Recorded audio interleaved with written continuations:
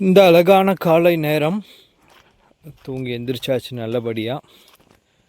மணி 6:15. பயங்கரமான குளிர். அதனால் காருக்குள்ளாரே படுத்துட்டோம். காருக்குள்ளே படுக்கிறது நல்ல இதமான ஒரு ஃபீலாக இருக்கும். ஏன்னா கொஞ்சம் கால் நீட்டி படுக்க முடியாது, அது ஒரு கஷ்டம். பட் இருந்தாலுமே அது எங்களுக்கு ஒரு சங்கடமாக தெரியல. எனக்கு இன்றைக்கி வரைக்கும் அது ஒன்றும் ஒரு டிஸ்கம்ஃபர்ட்டாக ஃபீல் ஆனது கிடையாது. பயணங்களை நான் ருசித்து செய்கிறதுனால காருக்குள்ளே ஸ்டே பண்ணுறது அப்படிங்கிறது எனக்கு ஒரு அலாதியான ஒரு பிரியம் அப்படின்னு சொல்லலாம். அதையும் நான் ரொம்ப ரசித்து செஞ்சிட்ருக்கேன். ஸோ இன்றைக்கு வரைக்கும் நல்லாவே இருக்கேன் அந்த ஃபீல்.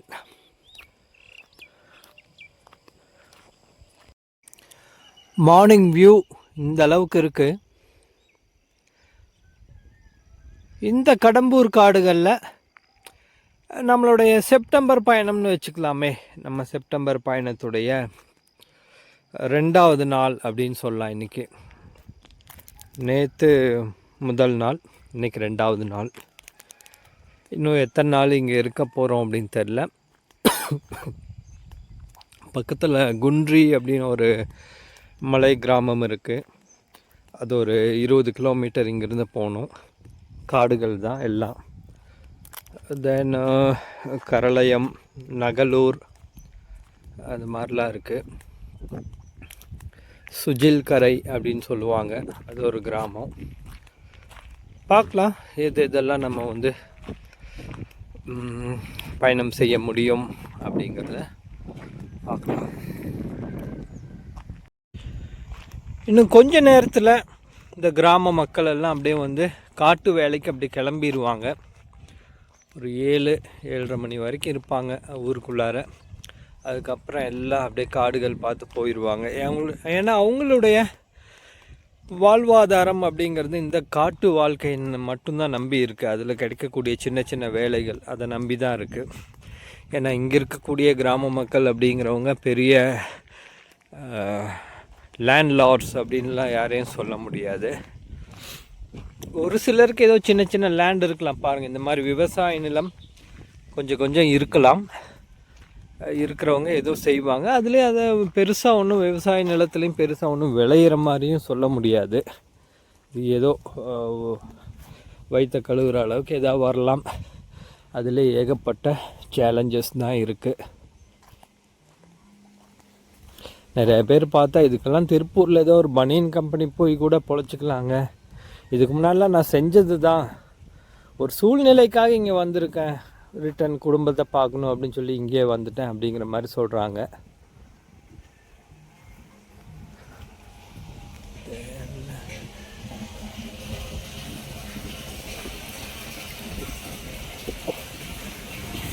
பரவாயில்ல, இந்த தண்ணி டேங்க் புதுசாக வச்சுருக்காங்க, ரொம்ப யூஸ்ஃபுல்லாக இருக்கும்.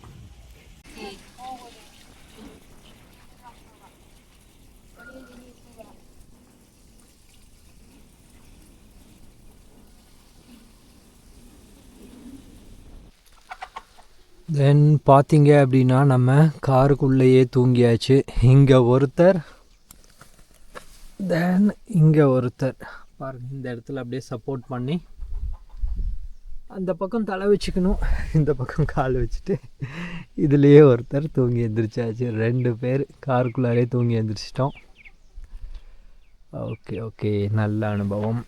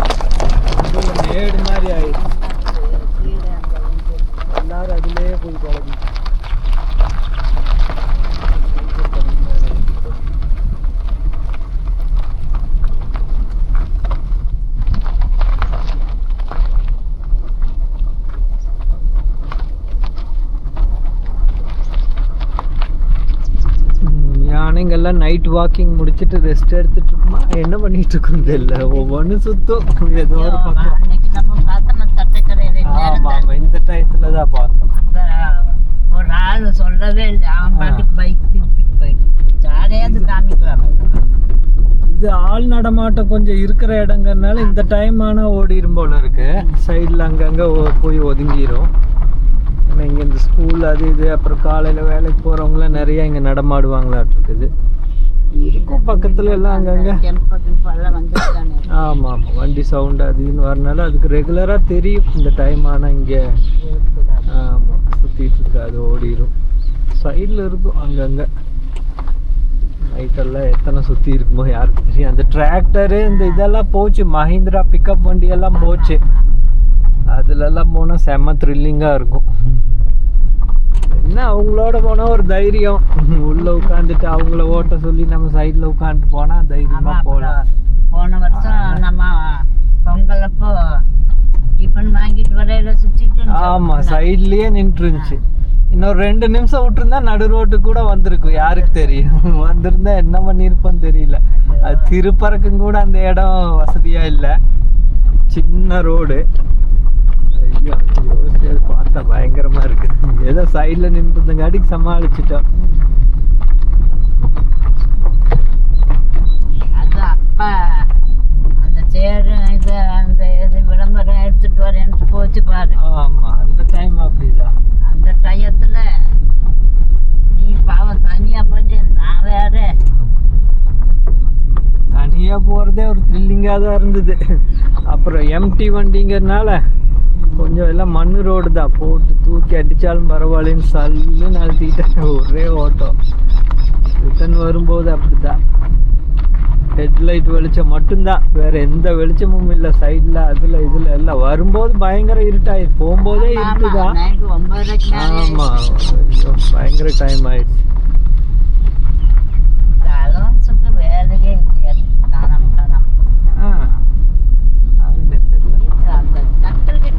மூங்கில் காடு என்னன்னு தெரியல, பார்க்கணும், தேடி பார்த்தா காணும். ஒரு பச்சை கவர்ல தான் போட்டு வச்சுட்டு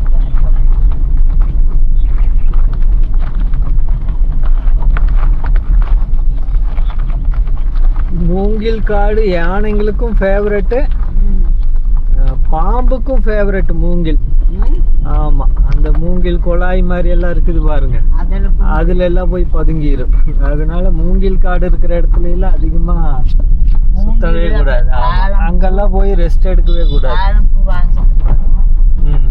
யானைங்களாவது பெரிய உருவம், அது ஒரு குறிப்பிட்ட டயத்துல தான் வரும்னு சொல்லலாம். இது எப்ப இருக்குன்னே சொல்ல முடியாது. சின்ன சின்ன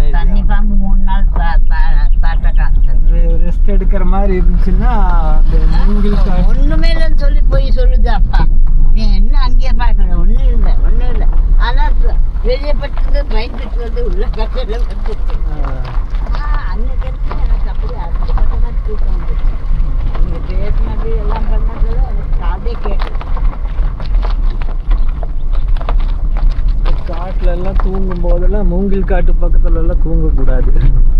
பாம்புகள், ஆமாம், பாம்பெல்லாம் ஏகப்பட்டது இருக்கும். அது ஈரப்பதமான இடத்துல தூங்கக்கூடாது, இந்த காஞ்ச இடம் அது. ஆனால் விஷப்பாம்புகள்லாம் அதிகமாக நைட்டு தான் உலாவும் மெயின், இருந்தாலும் சொல்ல முடியாது. நாகமெல்லாம் பகல்லையே சுற்றும், எந்த டயத்தில் வேணாலும் சுற்றும்.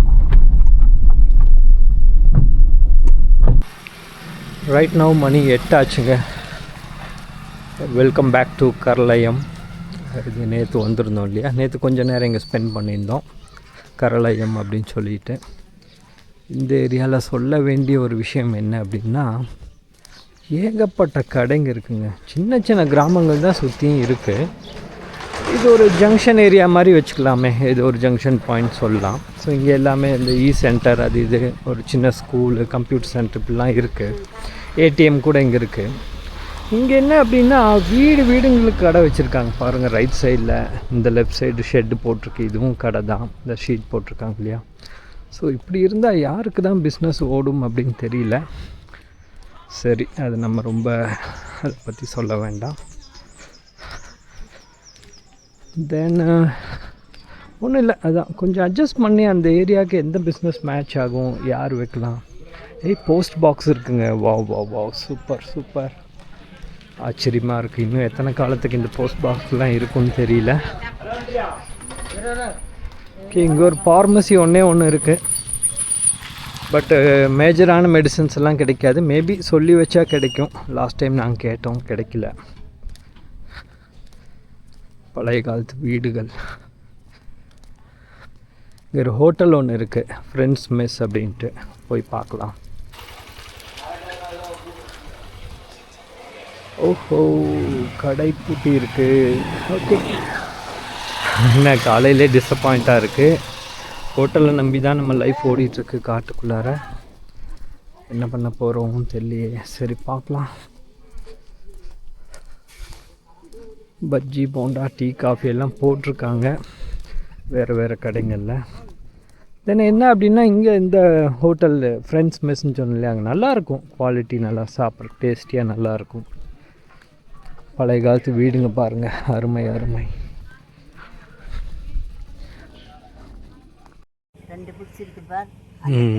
இந்த கலாக்காய் மரம். ஆமாம், சின்ன சின்ன காய் தெரியுது. ஆமாம், அங்கெல்லாம் இருக்குது. எட்டாவது போல் இருக்குது. பார்த்துங்க, செப்பலாவது போட்டு போங்க.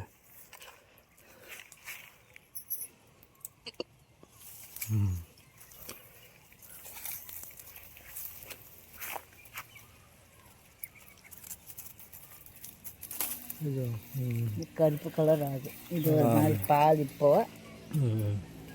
இதுதான் ஸ்வீட் எசன்ஸில் போட்டு செரிக்காய் மாதிரி எல்லாம் நடுவில் கத்தி வச்சு கட் பண்ணியிருப்பாங்க. பார்த்தாலே தெரியும். அந்த விதையெல்லாம் எடுத்துட்டு அப்படியே இந்த இங்கிலீஷ் செரி ஃப்ரூட் மாதிரி போட்டு இது பண்ணுறாங்க. சொல்கிறாங்க இந்த வாசனை ஒரு மாதிரி. இது புளிக்கும். ஆமாம், இப்போ சாப்பிட்டா புளிக்கும். இந்த நிறம் வரணும். இந்த நிறம் வந்து கருப்பு நிறம் வரும்.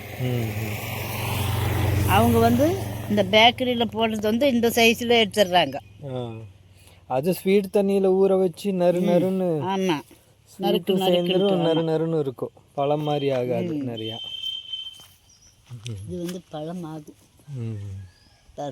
அந்த கலையில் 2 இதில் அதில் அப்படி இந்த கலையில் ஃபுல்லாக தொங்கியிருக்கு. அங்கே மேலே ஒன்று. சீசன் இல்லை, இப்போ தான் சீசன் நினைக்கிறேன். பிடிக்கிற காய் சீசன்.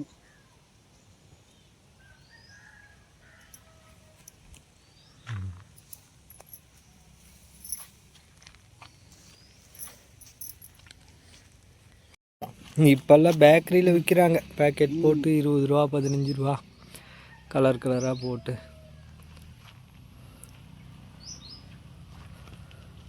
சரி, போகலாம்.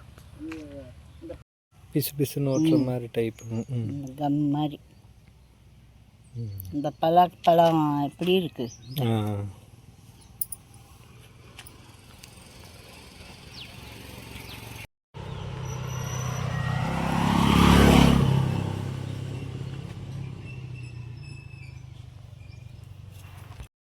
ஆமாம், சைடு இருக்கும். அது ஒரு பூச்செடி மாதிரி செடி இருக்கும். ஆனால் அது வந்து இந்த ஆரஞ்சு மிட்டாய் ஸ்மெல் வரும். அங்கே ஊட்டி சைடெல்லாம் நிறைய அந்த இங்கிலீஷ் ஃப்ரூட் எல்லாம் கிடைக்கும். என்னென்னமோ ட்ராகன் ஃப்ரூட்டு அது இதெல்லாம். குட்டி இந்த ஏலகிரி மலையில் புட்டு தான் குட்டி. அப்புறம் இன்னும் பனம்பழம் மாதிரி ஒரு பழம். அப்புறம் அந்த முசுன்னு முடியாட்டம் இருக்கும் பாரு, அதை பிரித்து பார்த்தோம்னா வெள்ளையா நொங்கு மாதிரி சின்னதாக இருக்கும். Rambutan fruit. அப்புறம் இனியொரு ஃபுட்டு எல்லாம் பழம்தான். பழம் தான் அந்த ஏலகிரியில் போகலாம். இரு, நீ ஒரு தடவை வா, ஸ்கூட்டியில் போகலாம் பாரு. இது போஸ்ட் ஆஃபீஸுங்க. குத்தியாலத்தூர் அப்படிங்கிற ஒரு ஊராட்சி கீழே வருது இந்த இடம். ஸோ இது வந்து குத்தியாலத்தூர் பிரான்ச் போஸ்ட் ஆஃபீஸ். இது இன்னும் எத்தனை காலத்துக்கு இதெல்லாம் ரன் ஆகும்னு தெரில. ஒரு ஞாபகார்த்தத்துக்கு நம்ம ஞாபகமாக இருக்கட்டும்னு சொல்லி ஃபைல் பண்ணுறோம்.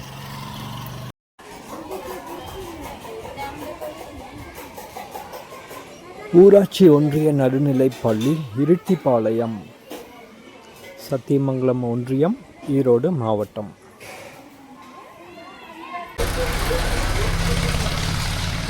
என்ன ஒரு பாராட்ட வேண்டிய விஷயம் அப்படின்னா, எந்த ஒரு காட்டுக்குள்ளே போனாலும் ஸ்கூல் மட்டும் எல்லா பக்கமும் இருக்குது. அதனால் கிராமத்து குழந்தைங்க படிக்கிறதுக்கு ரொம்ப வசதியாக இருக்கும். இது பாருங்கள், இது ஒரு மிடில் ஸ்கூல், 8வது வரைக்கும் இருக்குது, நடுநிலை பள்ளி. ஸ்கூல் பெல் அடித்தாச்சு, குழந்தைங்கள்லாம் உள்ளே போகிறாங்க.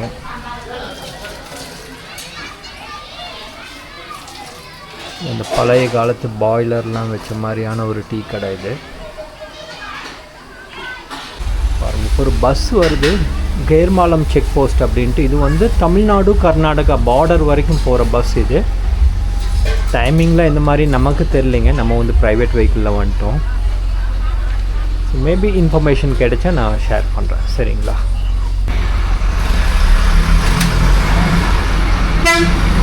சத்தியமங்கலத்துலேருந்து வர பஸ் இது, கேர்மாலம் செக் போஸ்ட் வரைக்கும் போகும்.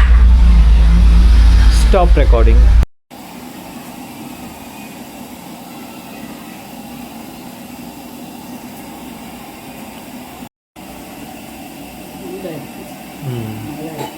நல்லா இருக்கும், நல்லா ஆவி பறக்குது.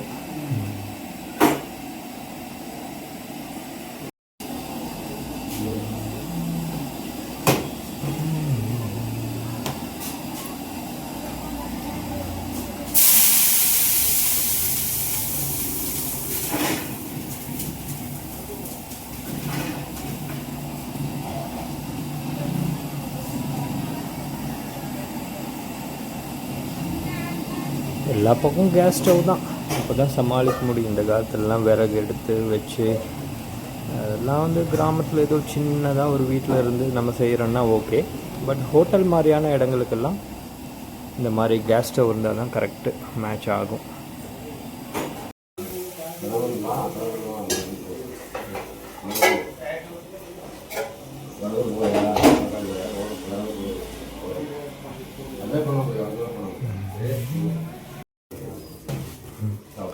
இது 2 பீஸ் வச்சுருங்க, தோசை போட்டிருக்கோங்க.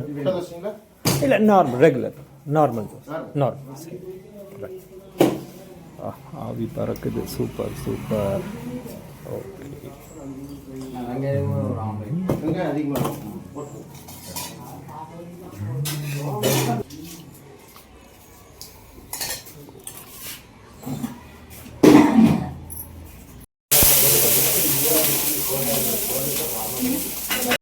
அம்மா இங்கே 2 இட்லி வச்சுருங்கம்மா.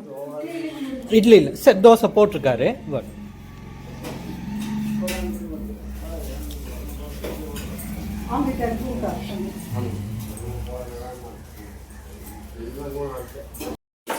ஐயா தோசை இன்னொன்று வச்சுருங்க, போட்டு இன்னொன்று